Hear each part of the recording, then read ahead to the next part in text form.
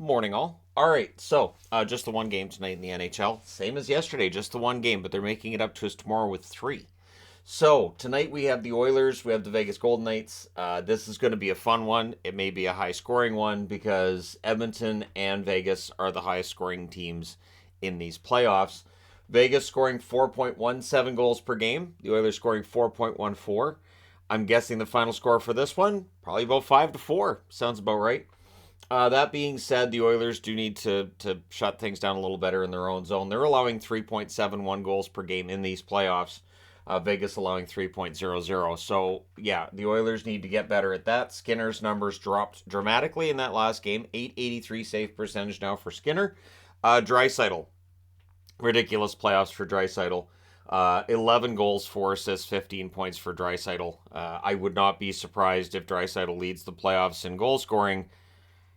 Even if they go out in the second round, he'll probably lead the playoffs in goal scoring when it's all said and done. If he keeps this up, anyways. On the Vegas side, Brossois' save percentage took a bit of a hit as well. It's down to 906. I would expect the save percentages in this series to continue to drop.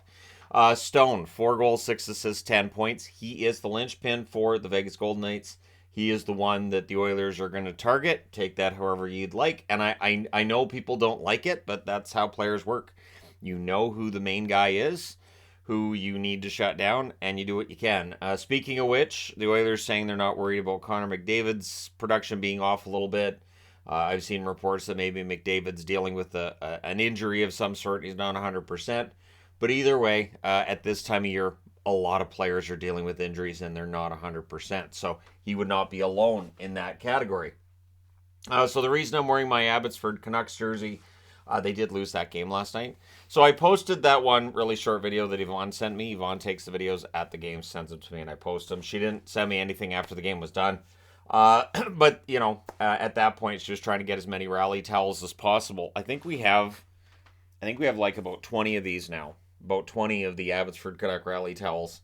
And apparently she was talking to one couple about why she was ready to grab as many of them as she could because they're good for cleanup. They're microfiber, so they work. And it's free stuff, so why not?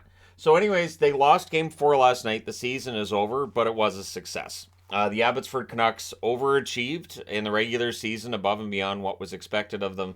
And then in the playoffs, they got past Bakersfield and just couldn't get past Calgary, one of the best teams in the AHL, who have a very good chance of winning the Calder Cup themselves.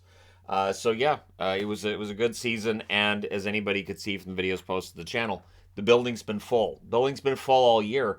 One thing that was said about Abbotsford when they got the Canucks was, well, it didn't work in Abbotsford last time. Yeah, last time it was the Calgary Flames farm team that was in Abbotsford, and who knew that in the Vancouver area, people wouldn't be as interested in Flames prospects.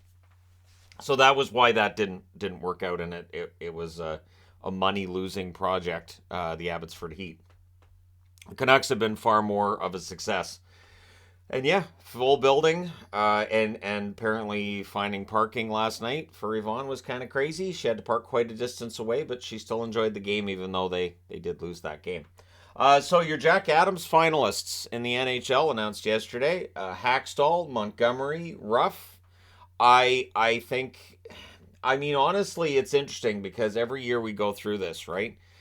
So Montgomery gets nominated because 65 wins for the Bruins, so you kind of got it when it was expected they weren't going to be as good.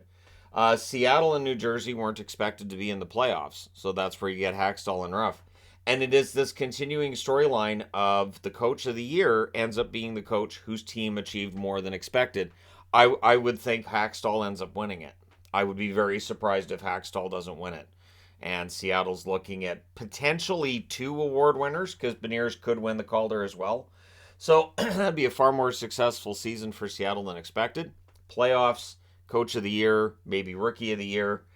We'll see because Montgomery with the 65 wins has a good case.